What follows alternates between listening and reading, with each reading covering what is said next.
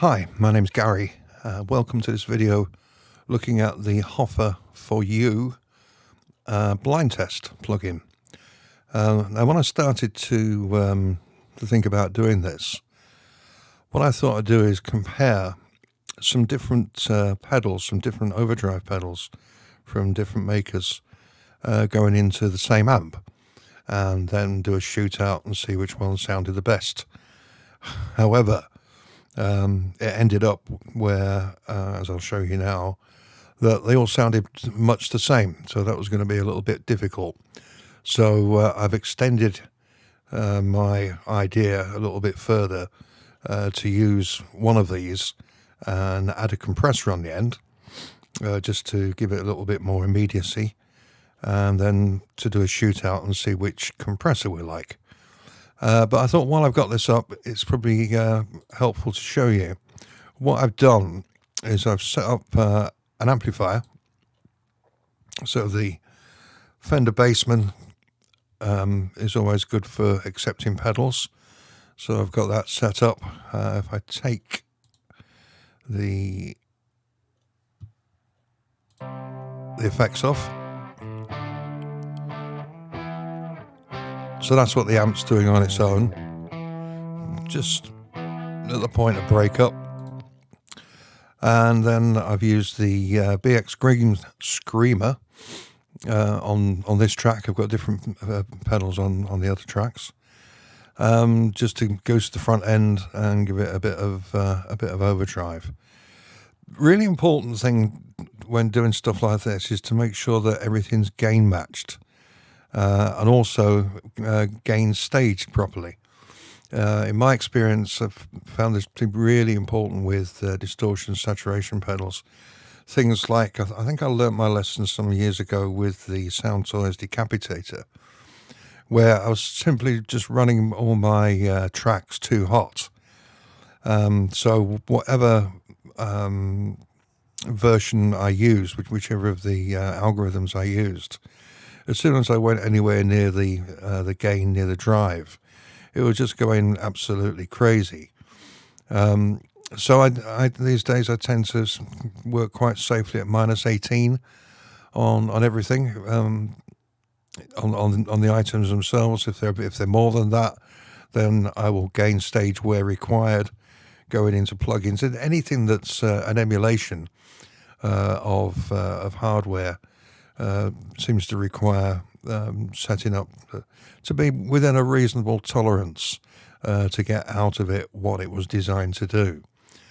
So yeah, I'm running these at -18, and I find that the general way these work, if I was to turn down the overdrive and the tone down to 0, so they were doing nothing, and then push the level full tilt, usually I find that I'm getting something like a 6 dB gain from whatever the starting point was. So that would take us to, so from -18 here, that would take us to -12.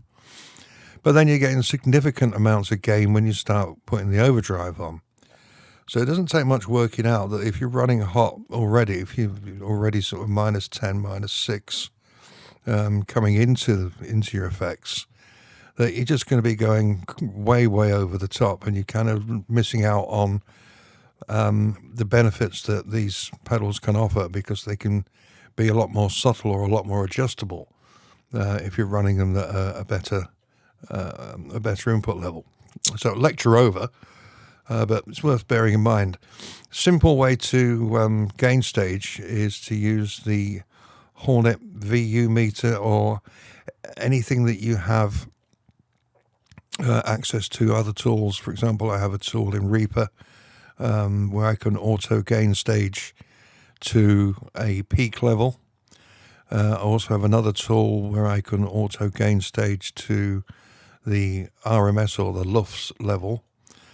The two be obviously quite different. LUFS is going to actually gain stage to the loudness, and the peak could be whatever it's going to be for that given loudness, whereas the peak gain staging isn't worried about loudness, it's only worried about the peaks. And it's the peaks that I worry about on the items here and on the timeline. There is a video out on how to use this. But I will show you actually how to use this in a second when we move on to the next stage. But I just want to show you, just to let you hear this. So I've used that exactly the same amp. Excuse me, everything's been gain staged the same. So we've got the green screamer on that one. I've got from Audifex the 808 screamer. So these are all basically tube screamer copies. And then on the third one I used Helix Native, and used the 808 screamer from Helix Native. All exactly gain staged, all the same level, going into the same amp, coming out, going through the same impulse response. So if I flick through those, you'll hear there's very little difference between them.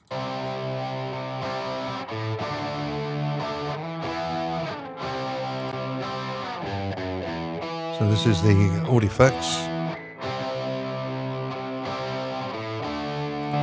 Back to the Brainworks. And then Helix.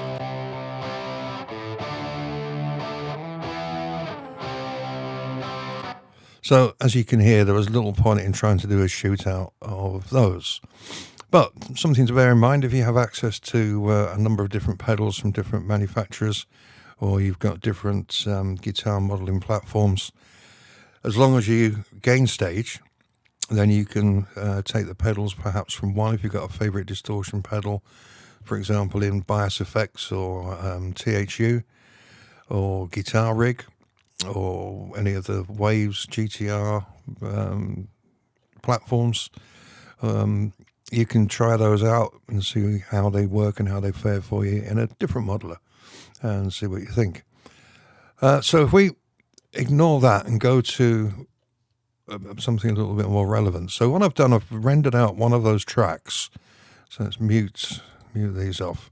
Ignore the one in green. I'll explain that in a second.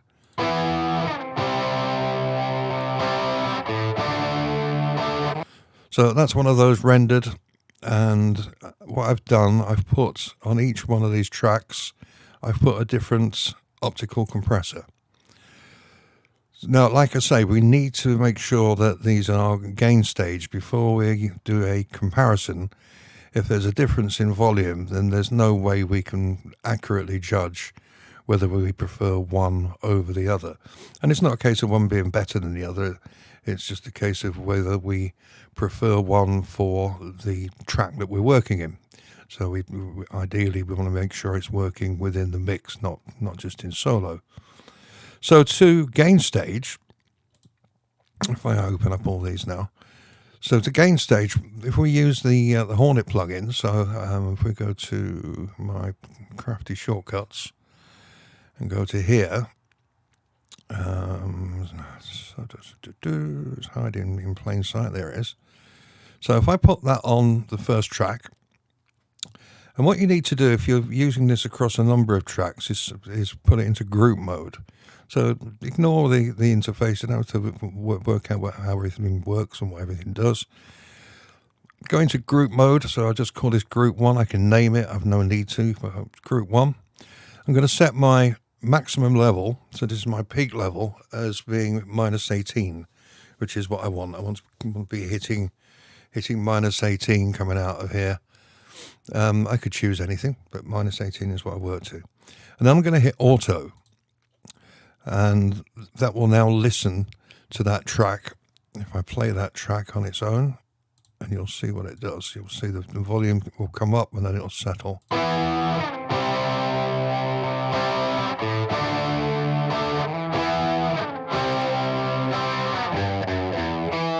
And when I press stop, the auto goes off, and it's set that to be taking minus 0.3 dB off there to get it to be -18 peaks. So we've got this on group 1, so let's copy this now to the other two tracks. So they've all got exactly the same settings on, like that. And now because we have this on group, if I open up another one, just to show you, because I have this on group, if I go to auto, they all go into auto, and they're all listening and all working at the same time. So I can now play this again.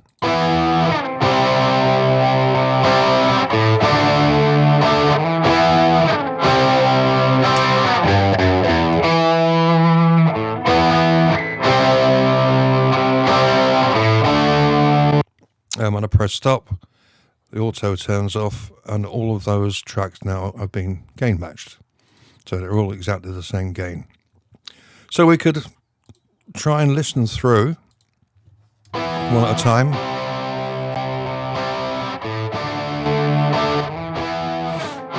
And see which one we like. But this is where blind test comes in. Like everybody else, I'm a sucker for a nice interface. So if I've got this as an interface for a compressor versus perhaps, say something like that, then I know which one I'm going to have a tendency to favor when I'm listening to them. None of us are immune to it, what they call it, visual bias. So the idea with the HOFA plugin is it takes out, firstly, the visual bias, and it also takes out the fact you haven't got a clue what you're listening to. It randomizes things. So I'm going to select all of those tracks, go up to my shortcut again, and go to blind test, which I can now just double click, and that will insert that on each track. So I can close down. I only need one instance open.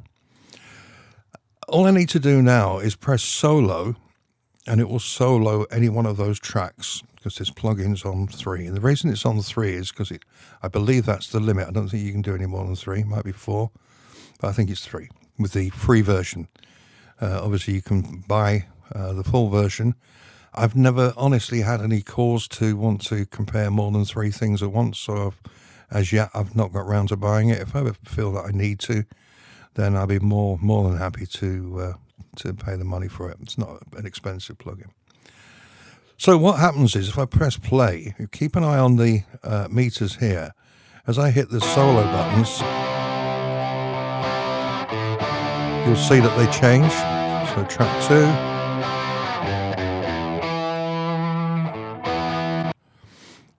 So if we cover those up, and you can make this plugin as big as you like, as big as small as you want. If we cover those up, we've now got no idea which one's playing. And well, once we have at the moment because they're in order. But if we press start and let it randomize, now we've no idea.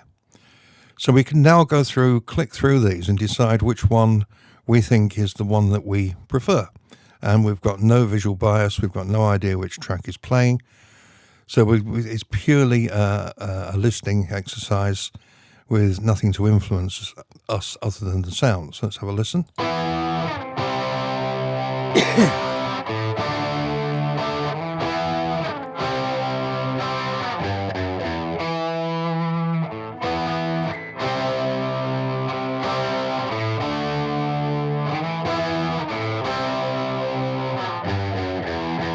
Okay, I'm hearing that one a bit more crunchy in the mids.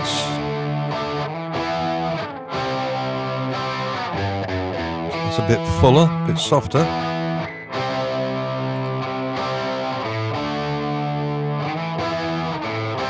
A bit spongy.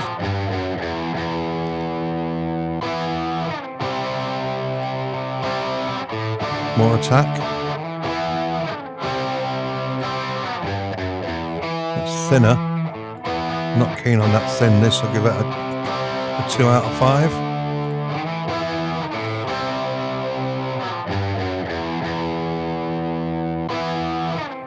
I like the fullness of that, but I don't like the sponginess.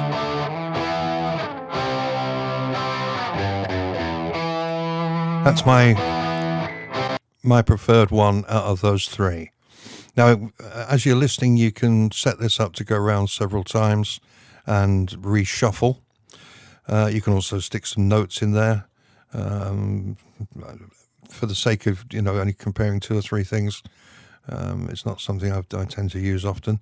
So we've got our favourite, and we've thought about the other 2, and we've come to a conclusion based on what we're hearing. So now we can have a look and see what did we choose. So we ended up choosing the Brainworks Opto compressor. and that came across and beat, in this shootout, it beat the Waves LA2A, CLA2A, and also the soft tube or native VC2A. Which one did better out of those two? It was the first one, so in this instance it was Brainworks, the Waves, and then the soft tube. In this particular instance, that could obviously be quite different with a different sound source and a different set of parameters. Maybe we wanted something brighter. So that's how you do it. It's as simple as that. Now, if you're in a position here where I said we can only use 3, and I've actually got a fourth one, this green one is a fourth one where I've got another optical compressor down there that I quite like. So having found the best one of these, if I was to reset things now, so I can mute these tracks out. If I go to my tools, Project Bay, go to blind test and remove all the instances of that. So, and then I've got my Opto there that I like with the Hornet on it. And then I've got my Acme Opticom down here when I don't have any gain staging on that yet. So let's copy that over. We're on group 1. So let's put it on auto and let's play these two together.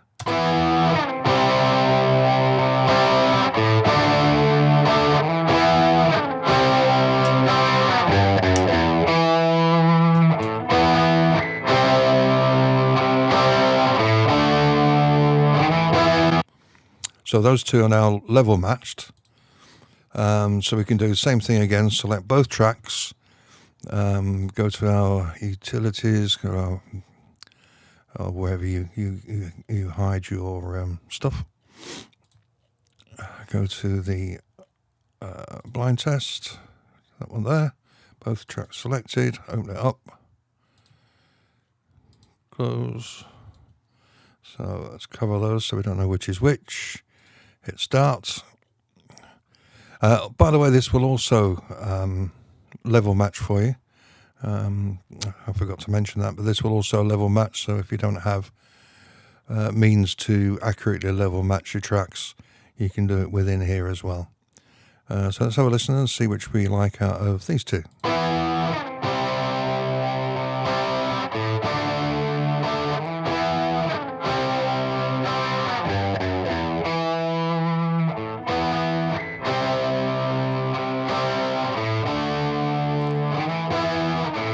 So that one sounds okay. This one sounds more three-dimensional to me. So I'm going to say, well, I like that one. In this instance, which turns out to be the 5-star one, it's guitar, it's track 2. So it turns out that the one that I ended up liking was this one. And if I was just flicking through without using this tool, I may or may not come to those conclusions, especially, like I say, if there's visual bias on an interface where you're using plugins that really don't look the part as opposed to some that have been spent a lot of time on looking good, then we may well end up choosing something which perhaps wasn't the best in terms of audio. So there you go, that's the HOFA VU blind test plugin, which is in the version I use here, completely free. If you found this useful, please think about liking and subscribing, and hit the bell icon as well, of course, so you get notified of the next video. Okay, I'll see you in the next video. Bye for now. Good luck with your productions.